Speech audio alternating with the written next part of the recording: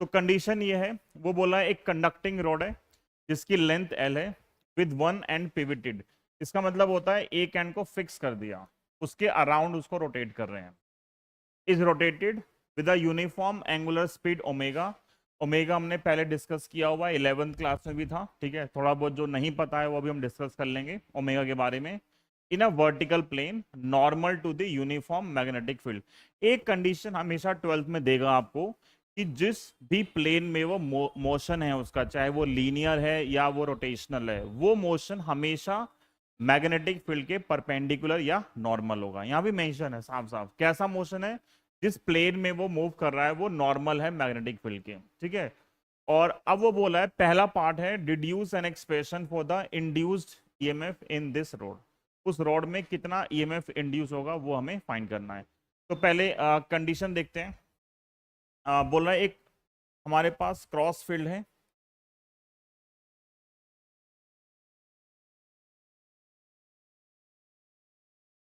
उस cross field के अंदर एक रोड है, यहां पे एक रोड है, इसकी लेंथ एल है, ये घूम रही है रोड, ठीक है। कहाँ घूम रही है? इस परपेंडिकुलर मैग्नेटिक फील्ड में घूम रही है। क्रॉस का मतलब फील्ड अभी कहाँ पे है? अंदर की तरफ है, ठीक है। जब वो इस फील्ड में घूमेगी तो क्या होगा, वो यहां से स्टार्ट करेगी और वो कुछ ऐसा एक सर्कुलर पाथ जो है रोड कवर करेगी जब वो घूम के वापस आएगी, ठीक है। वो घूम के एक सर्कुलर पाथ कवर करेगी, ठीक है। एक तो जब भी हमारी क्लास स्टार्ट होती है ये पीछे बारात निकल जाती है, ठीक है। तो मैं आ रहा ढोल की आवाज? हाँ भाई ऑनलाइन वालों, नहीं। नहीं आ रही हूँ? चलो कम हो गई अब तो, वैसे भी पता नहीं क्या दिक्कत है। क्लास स्टार्ट करो और सीधा ढोल ढोल ढोल एकदम। तो वो घूम रहा है ऐसे। कौन घूम रहा है? एक रोड घूम रही है, उसका एक एंड पिवट कर दिया मतलब फिक्स कर दिया और वो रोड घूम रही है इस तरह से। तो क्वेश्चन बोल रहा है उसको दो एंड्स के बीच में ईएमएफ इंड्यूस होगा, तो बताओ कैसे होगा। अब पॉइंट एक क्वेश्चन ये है लॉजिकली कि ईएमएफ इंड्यूस क्यों होगा, ठीक है। एक तो वर्ड यूज किया है कंडक्टिंग रोड है, जो रोड है वो कैसी है? कंडक्टिंग रोड है। क्वेश्चन देगा आपको आगे, कंडक्टिंग रोड की जगह बोल देगा ग्लास रोड है, प्लास्टिक की रोड है, और वो प्लास्टिक की रोड घूम रही है, तो बताओ कितना ईएमएफ, कितनी करंट आएगी। ऐसे क्वेश्चन आते हैं बहुत सारे। मतलब अभी हम पूरे केस में सिर्फ डिस्कस कर रहे हैं कंडक्टर के बारे में, और जब क्वेश्चन आएगा पेपर में कंसेप्चुअल क्वेश्चन, वो कंडक्टर को रिप्लेस कर देंगे इंसुलेटर से, ठीक है। और फिर पूछेगा बताओ क्या उस केस में भी एप्लीकेबल है या नहीं है। मान लो एक कंडक्टिंग रोड थी ये, ठीक है, हॉरिजॉन्टल थी। कुछ देर के बाद मान लो वो यहां से मूव करते करते वो इस पॉइंट तक आ गई, ठीक है। इस कंडक्टिंग रोड पे इलेक्ट्रॉन का मोशन कहाँ होगा, निकाल सकते हो?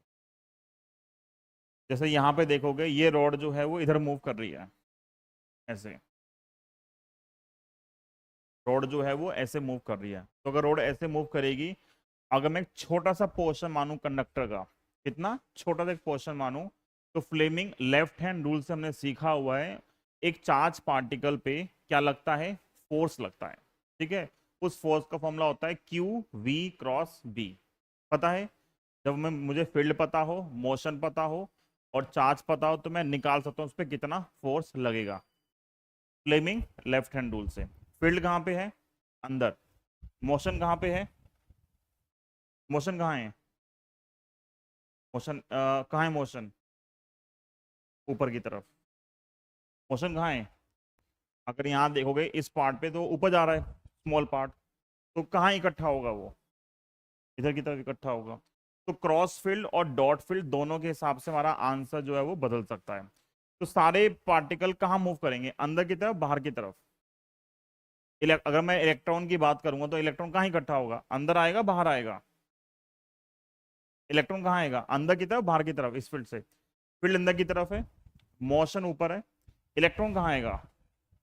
इलेक्ट्रॉन आएगा अंदर की तरफ। पक्का या उल्टा होगा? कौन सा हैंड यूज करते हैं, फ्लेमिंग लेफ्ट हैंड या right hand? Left hand use करते हैं ना। तो क्या आएगा इस हिसाब से? अंदर आएगा, बाहर आएगा? फील्ड अंदर की तरफ है, मोशन ऊपर की तरफ है, और मोशन जो आ रहा है ये थंब वो इधर आ रहा है, फोर्स यहाँ लग रहा है, फोर्स कहाँ लग रहा है, इधर की तरफ लग रहा है। बताओ क्या होगा, या कुछ और होगा? गलत लगा रहे हैं क्या? चलो, ये क्या होता है, फोर्स, ये क्या होता है, मैग्नेटिक फील्ड, और ये क्या होता है, मोशन की वेलोसिटी वगैरह कहाँ होगी, ठीक है।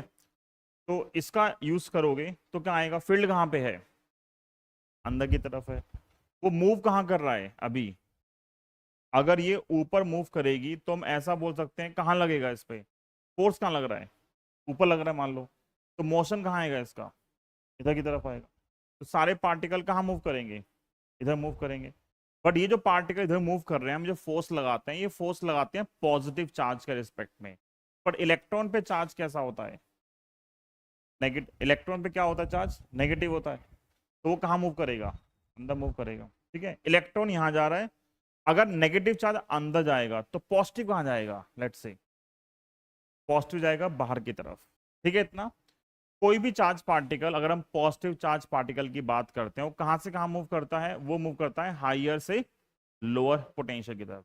तो अगर एक पॉइंट से दूसरे पॉइंट पे चार्ज मूव करना शुरू करेंगे, ठीक है, क्योंकि लेंथ तो फिक्स ही है ना उसकी, यहां से एक साइड से चार्ज निकल रहा है और दूसरे एंड पे इकट्ठा हो रहा है, तो कुछ देर के बाद क्या होगा, दो पॉइंट्स के बीच में कुछ चार्ज डिफरेंस आएगा, उसकी वजह से क्या आएगा, पोटेंशियल डिफरेंस आएगा, और इन दोनों पॉइंट्स के बीच में क्या होगा, एक पोटेंशियल डिफरेंस जनरेट होगा। वही हमें पोटेंशियल डिफरेंस निकालना है विदाउट यूजिंग दिस कंसेप्ट, हम डायरेक्ट निकालेंगे। उसके लिए हमें ये वाला लॉजिक देने की जरूरत नहीं है, हम वो डायरेक्ट निकाल लेंगे, ठीक है। पर अब अगेन ये जो है, ये दो तरीके से हम अप्रोच कर सकते हैं। एक वैसे दोनों ही इजी वे हैं, पेपर में आप कोई भी कर दो फर्क नहीं पड़ता। तो पहले हम जो मुझे आसान लगता है, ठीक है, वो डिस्कस करते हैं। फिर एक सेकंड अप्रोच है, वो भी डिस्कस करेंगे। मुझे निकालना है कि जब ये रोड ऐसे घूम रही है, तो इस एंड के बीच में और इस एंड के बीच में कितना ईएमएफ इंड्यूस होगा, ठीक है। इंड्यूस ईएमएफ का मुझे एक ही फॉर्मूला पता है, जो फंडामेंटल फॉर्मूला है, कौन सा, फराडे लॉ। क्या होता है वो, E minus d phi by d t, इतना पता है मुझे बस, ठीक है। तो मैंने वहीं से स्टार्ट किया कि ईएमएफ कितना होता है, minus d phi by d t. मैं फ्लक्स को लिख सकता हूं d by d t of, flux क्या होता है, मैग्नेटिक फील्ड इनटू एरिया। अब यहाँ पे जो फील्ड है वो तो यूनिफॉर्म है बी, तो बी को तो मैं बाहर ले गया, तो माइनस बी, और साथ में क्या आएगा, D A by d T, ठीक है। तो इतना तो हमने पहले भी यूज किया है, ठीक, d A by d t. A मतलब यहाँ पे क्या है, area, rate of change of area. जब ये रोड यहाँ से मूव कर रही है और ऐसे मूव कर रही है, तो ये एक एरिया कवर कर रही है, ठीक है, ये एक एरिया क्रॉस कर रही है। तो मैं मुझे इस rate of change of area को निकालना है एक गिवन टाइम के अंदर। तो क्या किया उसके लिए हमने, मान लो मैं अगर सिर्फ इतने से एरिया की बात करता, ये जो एरिया है, क्या तुम बता पाओगे 10th क्लास की मैथमेटिक्स का यूज करके ये कितना एरिया होगा, ये ला एरिया। हाँ, एरिया ऑफ सेक्टर क्या होता है, एरिया ऑफ सेक्टर का फॉर्मूला होता है theta by 360 into total area. यहाँ पे रेडियस किसका काम कर रही है, लेंथ एल का, तो एरिया क्या आएगा, पाई आर स्क्वायर से कितना हो गया, पाई एल स्क्वायर। तो इस एरिया में हम लिख सकते हैं पाई एल स्क्वायर। पर 11 12 में हमेशा हम एंगल किस में लिखते हैं, रेडियन के अंदर। तो पाई एल स्क्वायर, पाई से पाई कैंसिल, और ये आएगा हाफ एल स्क्वायर और थीटा, ये ए आ गया, ठीक है। तो D A by d t कितना आएगा, D A by d T आएगा हाफ आगे, एल स्क्वायर आगे, और थीटा का डेरिवेटिव मतलब D theta by d T, meaning rate of change of angular displacement. तो एंगुलर डिस्प्लेसमेंट का चेंज क्या होता है, D theta by d T. By definition जो आता है वो आता है ओमेगा। ओमेगा को हम लिख सकते हैं या तो थीटा बाई टी अगर यूनिफॉर्म उसमें आ रहा है, और अगर चेंज होता है तो हम क्या लिखते हैं उसको फिर, D theta by d T. तो ये वैल्यू किसके इक्वल आ गई, ओमेगा के इक्वल आ गई, ठीक है। इस वैल्यू को हमने अब यूज कर लिया। नाउ इंड्यूस ईएमएफ कितना है, माइनस का बी और d A by d t, minus का B, d A by d t कितना है, d A by d t है हाफ एल स्क्वायर ओमेगा, कितना है, हाफ एल स्क्वायर ओमेगा। तो क्या आंसर आ गया ये, माइनस का half B L square omega, ये ईएमएफ आ। माइनस साइन का लॉजिक अगेन सेम है कि it will be induce in such a direction so that it will oppose its course. अगर वो मोशन इधर जा रहा है तो करंट इस तरीके से इंड्यूस होगी, उसको ऊपर जाने से रोकेगी। ठीक है, अगर मैं न्यूमेरिकली बात करूंगा तो ई कितना आएगा, half B L square omega. तो मेरे जो मोशनल ईएमएफ के क्वेश्चंस हैं वो इन्हीं दो फॉर्मूला पे बेस्ड हैं, या तो बीएलवी या फिर half B L square omega. अगर लीनियर मोशन है तो बीएलवी लगेगा, और रोटेशन का पार्ट आता है तो फिर क्या लगा दोगे, half B L square omega. यहाँ पे बी फील्ड है, एल क्या है, रोड की लेंथ है जो फील्ड के परपेंडिकुलर मूव कर रही है, ओमेगा क्या है, उसकी एंगुलर वेलोसिटी। ठीक है यहाँ तक।